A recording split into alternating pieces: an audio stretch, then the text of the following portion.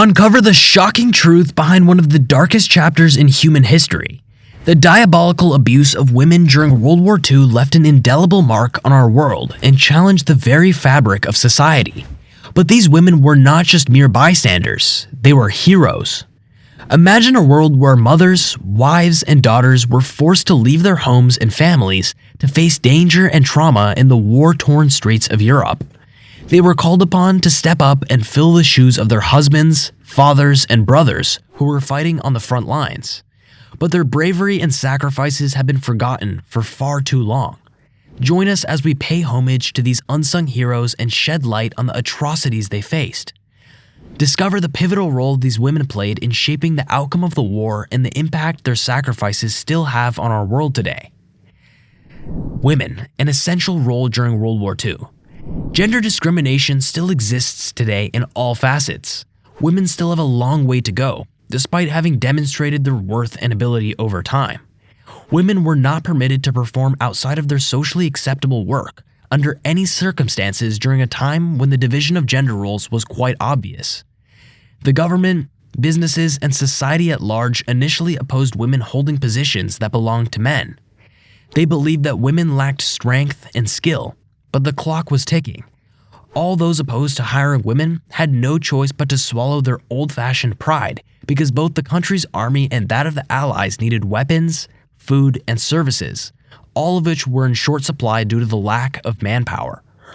Since many men, including Major League Baseball players and even presidents of renowned companies, were needed for the war effort, there were many openings, and women had the chance to fill more than 200 different positions. Initially, there was no danger to their lives in the jobs that were required in the majority of countries. The Soviet Union was the main exception to this rule because it was the first and only nation to permit women to serve on both the front and back lines, being integrated into the army as full-fledged soldiers rather than merely as auxiliaries. More than 1,000 of them worked as snipers, killing roughly 12,000 known enemies, with Lyudmila Pavlichenko being the most notable.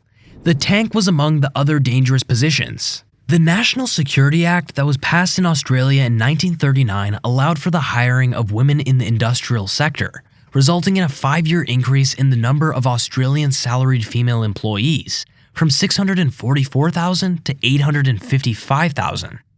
Although this number is quite small, it is important to consider the number of traditionally female jobs that were given up in order to perform tasks that were believed to be exclusively male.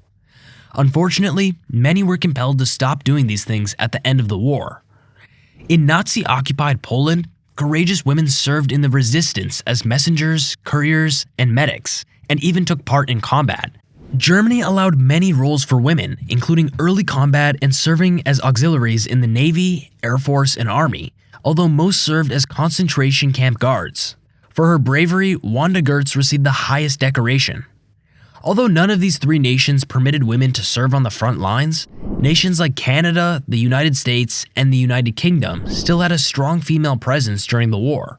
Instead, they did work in the fields of nursing and communications, assembling weapons and war machines, gathering food, and even providing entertainment for the soldiers. The enlisted women auxiliaries in the United Kingdom had to undergo the same training regimens and tasks as their male counterparts, making them even better artillerymen. However, in the event of an attack, they would be evacuated. The life of the ladies of the street in World War II.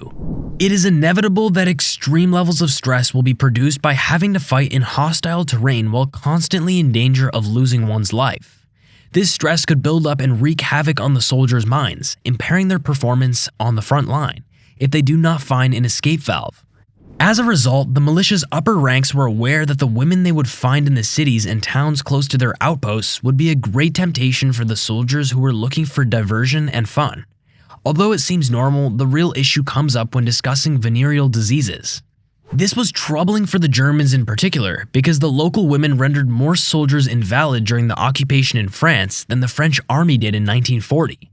As a result, the Wehrmacht set rules that had to be followed in order for their uniformed personnel to utilize these services.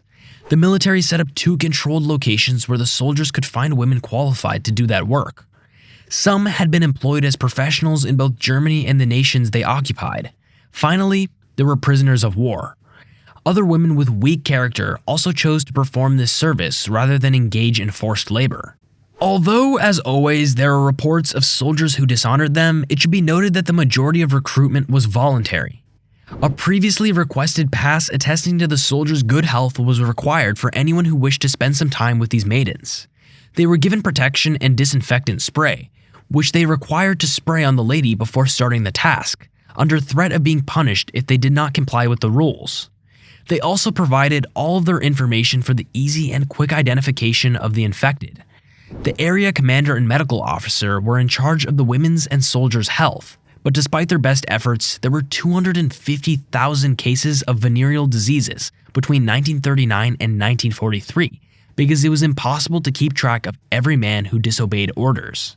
Nevertheless, the US diseases spread like wildfire because the army did not regulate these behaviors from the start, rendering thousands of soldiers disabled or forcing medical personnel to treat them while they were still fighting. In the various nations they traveled through, it was common for soldiers under the influence of alcohol to disrespect young women, sometimes catching the disease. Therefore, a propaganda campaign was started to educate uninformed men about the risks of venereal diseases and to instill in them the need to exercise greater caution when having fun with unfamiliar women. Ugly Carnival and the shaving of French heads. Nearly everyone watching this today has no idea what it was like to be under the control of a foreign military force, let alone the horrors and humiliations that may have been endured by people from various nations over the course of the years it lasted. Yet, without taking into account the circumstances, there is no justification for the cruel treatment meted out to the women of German and French towns and villages, among others, for their allegedly dishonorable actions. The moment the Allies liberated France with its people's spirits at an all-time low, they celebrated their freedom by inflicting even more suffering. Any woman who was suspected of associating with the enemy in any way was sought out and publicly humiliated by having their head shaved and being made to walk through the streets, sometimes with a huge swastika painted on their foreheads, covered in tar, or even naked. Not to mention that these supposedly ugly carnivals may also involve beatings. This was a parody of the treatment given to women who spent the night with non-Aryan or foreign prisoners by the Germans. According to historian 𝗵𝗓𝗄𝗏, this developed into a way to atone for the resentment and helplessness of men who felt degraded by the occupation of their nation, which is still regrettable. Since most of these victims were from the lower classes of society, it is estimated that at least 20,000 women were subjected to such crude, humiliating, and unjust acts. These included women who offered their assistance, young mothers who needed financial support because their husbands were serving on the front lines or had already passed away, and educators who were coerced into giving the Germans a place to stay. In conclusion, the diabolical abuse of women during World War II was a dark chapter in human history. Despite facing discrimination and societal pressure, women stepped up and played a crucial role in shaping the outcome of the war. From working in the industrial sector and providing essential services to serving in combat and resistance movements, women demonstrated their bravery and sacrifices. Though some were forced into prostitution and faced abuse, the majority of these women were heroes who should be remembered and honored for their contributions. The Women Abuse History Channel aims to shed light on the atrocities faced by these unsung heroes and inspire future generations to remember the past and preserve their legacy. Thank you for tuning in to the Historical Records Punishments channel. We hope this episode has given you a glimpse into the lives of these remarkable women and the challenges they faced during World War II. If you enjoyed this video, make sure to hit the subscribe button and turn on notifications so you never miss a new episode. We also invite you to share your thoughts and insights into the comment section below.